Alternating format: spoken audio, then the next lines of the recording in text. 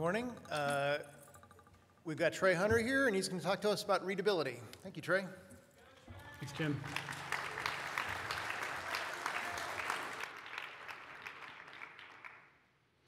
Hi, so I don't have an introduction slide, so you can look stuff up about me on the internet. Feel free to ask me afterwards. So we are going to talk about readability. Readability is simply the measure of how easily we can read our code.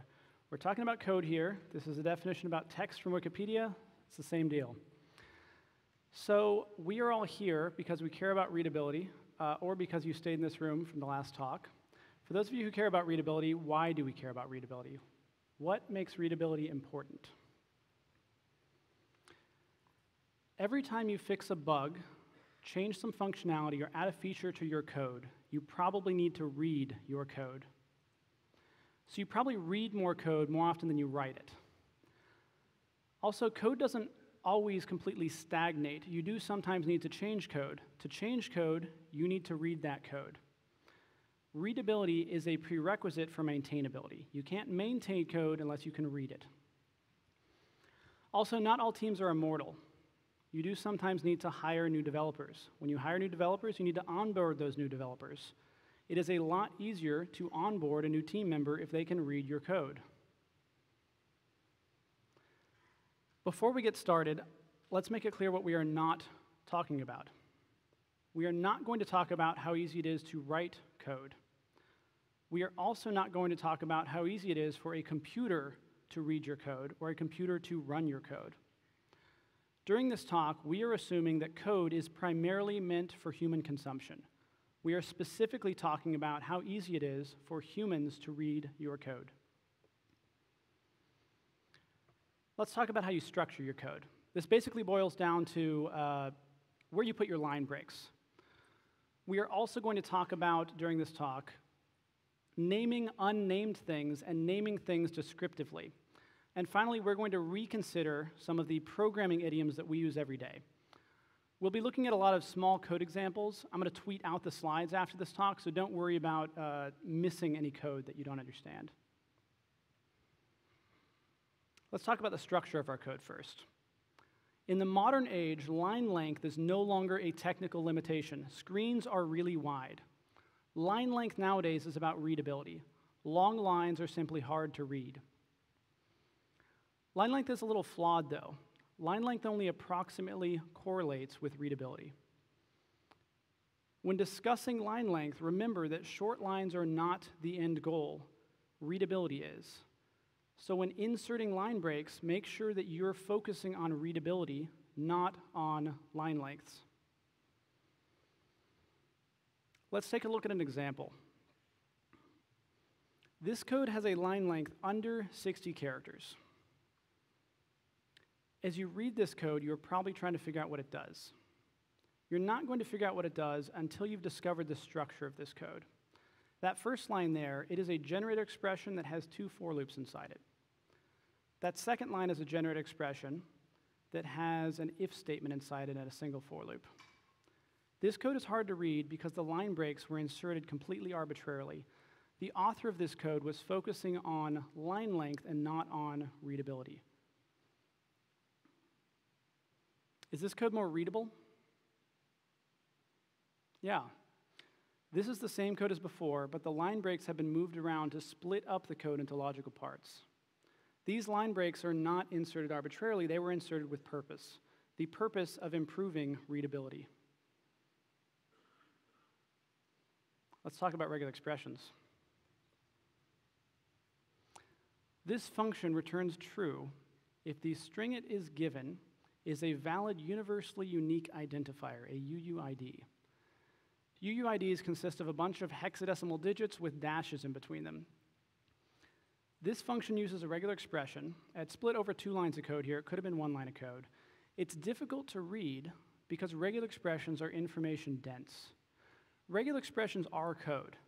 It's a programming language inside of a programming language. Regular expressions are code written all on 1 line without whitespace or comments. Who writes their Python code all on 1 line without whitespace or comments? All right, I don't see any hands, so there's not even any jokers in the room. No one writes their Python code on one line without whitespace or comments. It's not possible to do. You wouldn't write your Python code this way. You couldn't write your Python code this way. Why do we write our regular expressions this way? When using regular expressions, always enable verbose mode. Verbose mode allows you to wrap your regular expressions over multiple lines and insert comments. We've broken up what we had as 2 lines of code into 13 lines of code. We've also added whitespace, and we've added comments.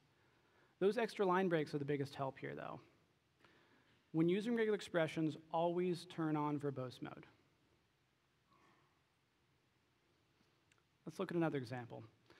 Let's say we are creating a Django model, and one of our model fields has a bunch of arguments being passed to it. So we are passing a lot of arguments into this foreign key field. If you don't understand Django, this is a function call, or maybe a class that's being called here. This feels a little bit unwieldy. There's a lot of things going on here. Is this a good way to wrap our code over multiple lines? What about this way? Is this better or is this worse than what we had before? How about this one? How does this compare to the other two? Would anything change here if we were exclusively using keyword arguments? Would that affect our choice? So personally, I usually prefer that last strategy for wrapping my lines, especially with all keyword arguments. That first one is difficult to read, and the second one is tricky when you've got really long lines like we do here. Let's take a look at that last strategy more closely. Would it be better to leave the closing parenthesis on its own line? What if we added a trailing comma? Would that make things better or worse? So personally, I prefer this one the most when I'm calling a function or a class on its own, but not when I'm defining a function. Now, I am certain that many of you disagree with my preferences here, and that's okay. The fact that we disagree means that we must document the way that we wrap our lines using a style guide for every project we create. You do have a style guide for every project you create, right? Consistency lies at the heart of readability. Make sure you define a style guide with explicit conventions in every single Python project you make. Speaking of style guides, let's talk about PEP8. So PEP8 is the Python style guide. If you aren't familiar with PEP8, read it. If you think you're familiar with PEP8, reread it. In fact, why not make a habit of rereading PEP8 every 6 months and thinking about how your perception of it has changed and your relationship with your code has changed. So PEP8 is the Python style guide, but it is not your project's style guide. You need an opinionated style guide. PEP8 is not opinionated enough for your project. It's a great starting point, though. You need a style guide that goes beyond PEP8. Do poets use a maximum line length to wrap their lines? No. Poets break up their lines with purpose. In poetry, inserting a line break is an art form. In code, inserting a line break is also an art form. So as programmers, we should wrap our lines with great care. And remember, all of your projects should have a style guide that goes beyond PEP8. Your code style convention should be explicitly documented. If a concept is important, it needs a name. It deserves a name. Names give you something to communicate about. Unfortunately, naming things is hard.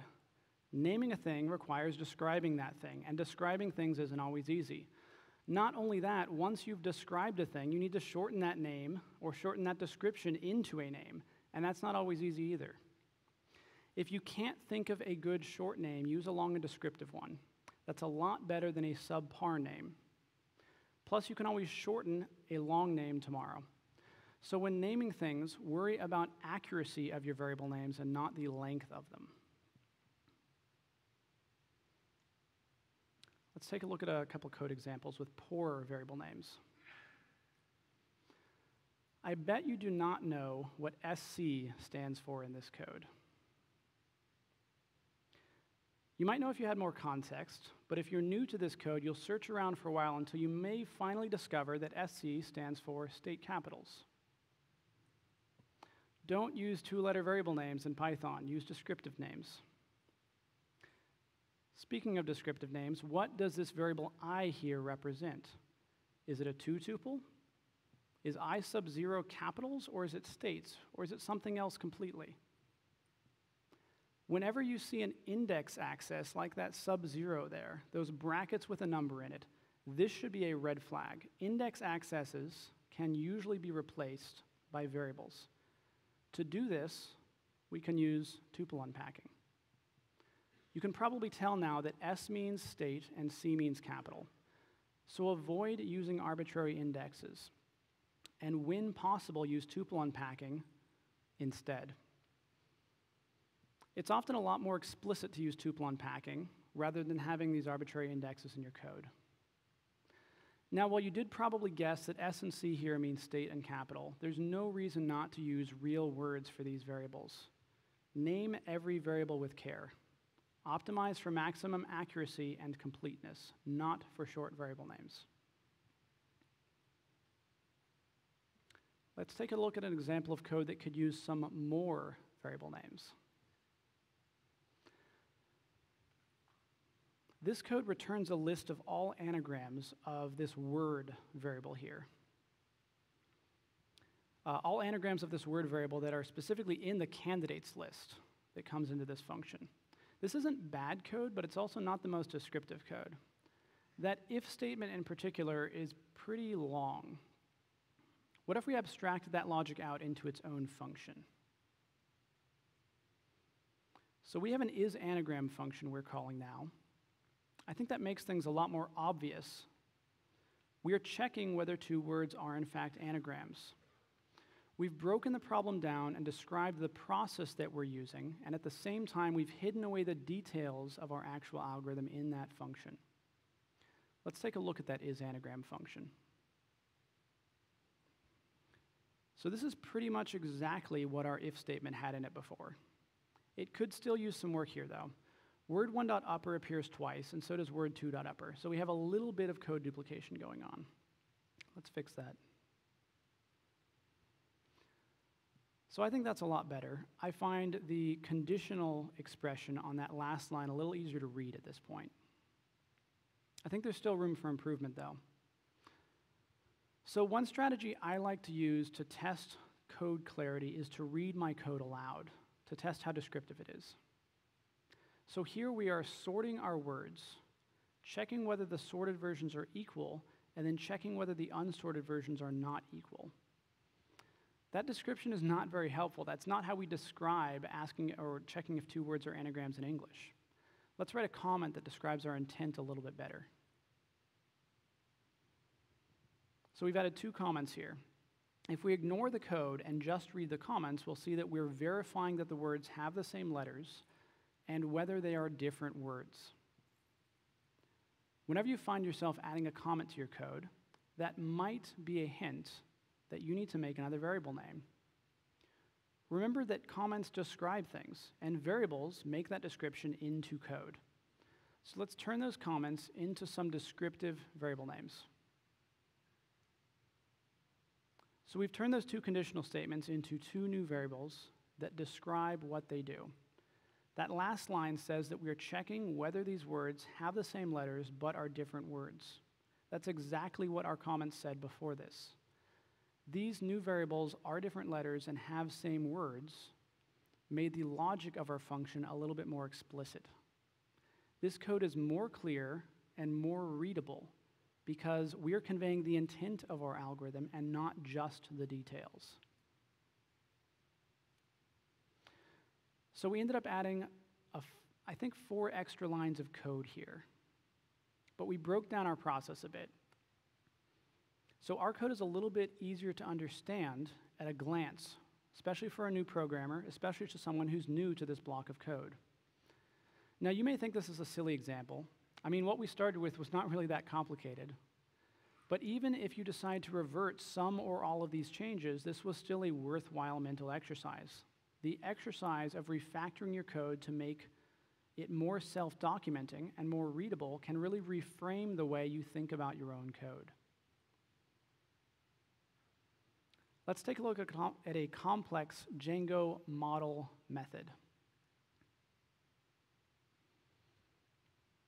So this function is a method that lives inside of a Django model.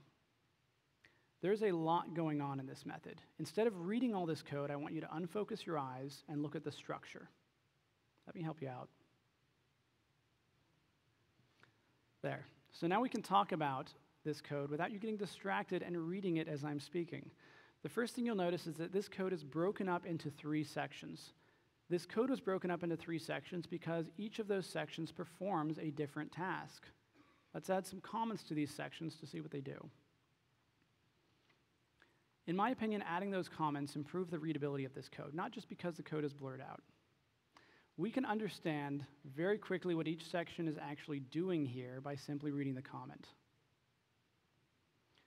Depending on why you're reading this code, you might even be able to get away with only reading the comments, which is great. You can understand what the code is doing without needing to understand all of the details. But sometimes comments are a hint that we might have forgotten to name some things. We have comments that describe each of these sections of code. We could also name them.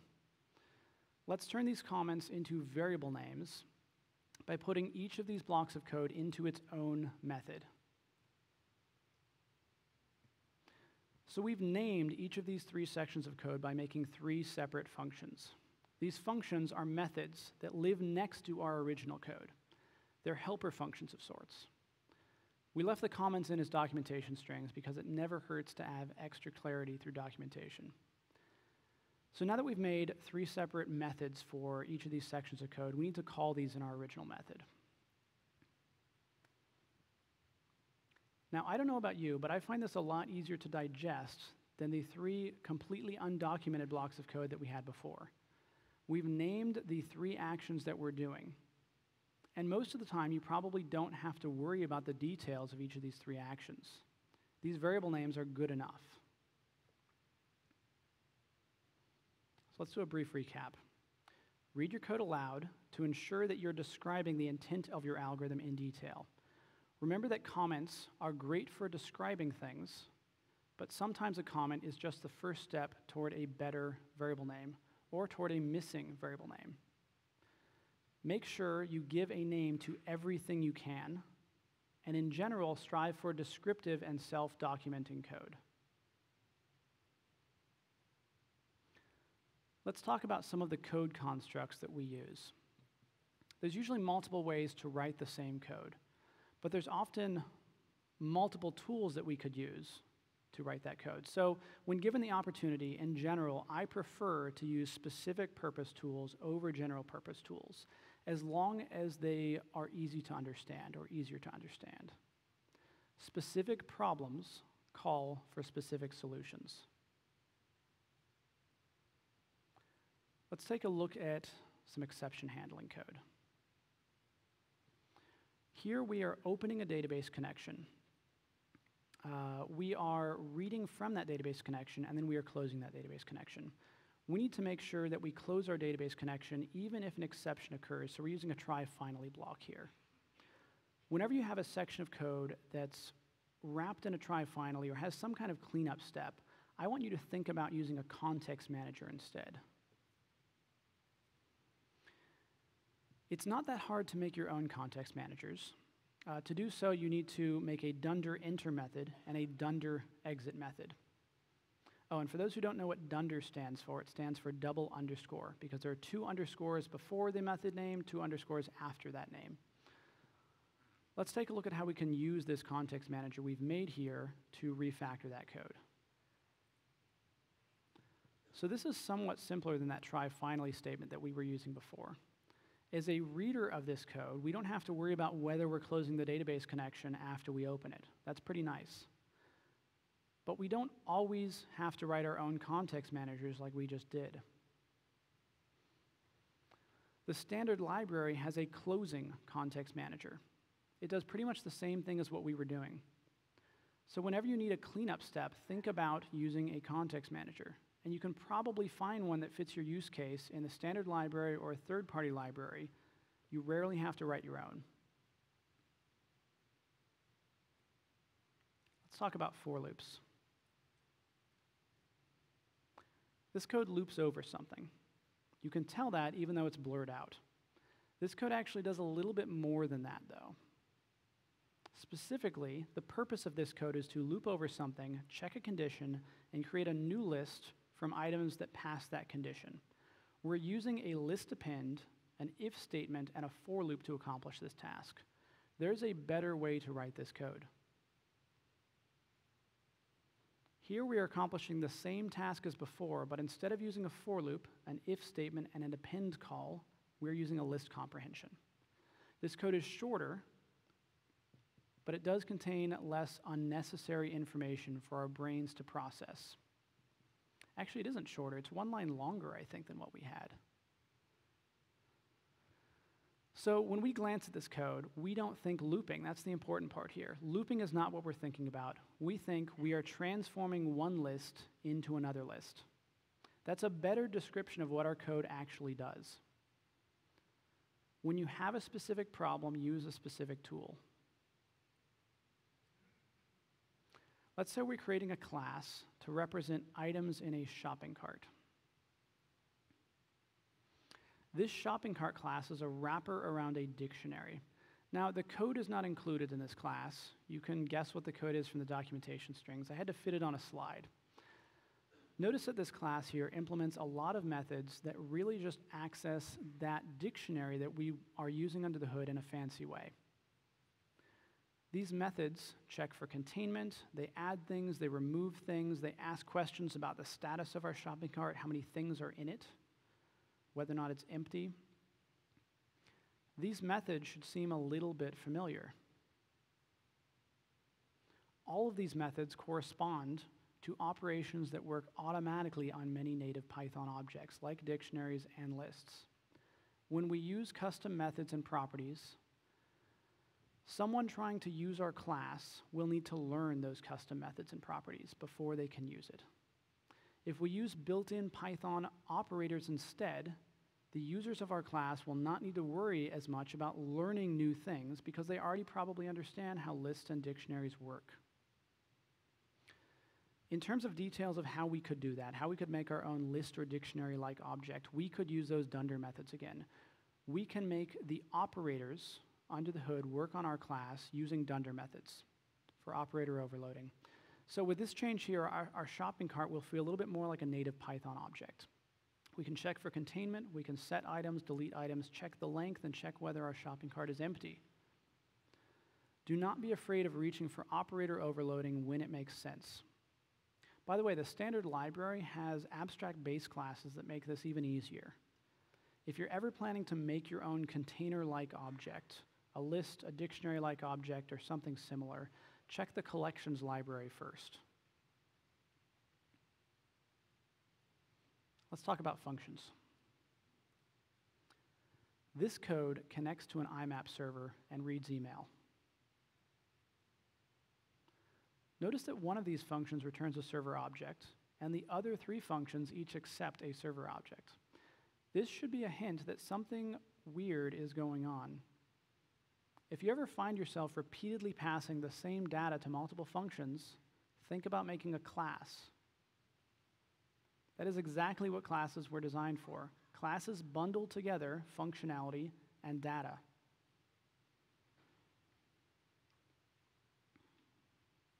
Okay, let's do a recap. When you find yourself wrapping code in redundant try finally or try except blocks, think about whether you could use a context manager instead. When making one list from another list, use a list comprehension.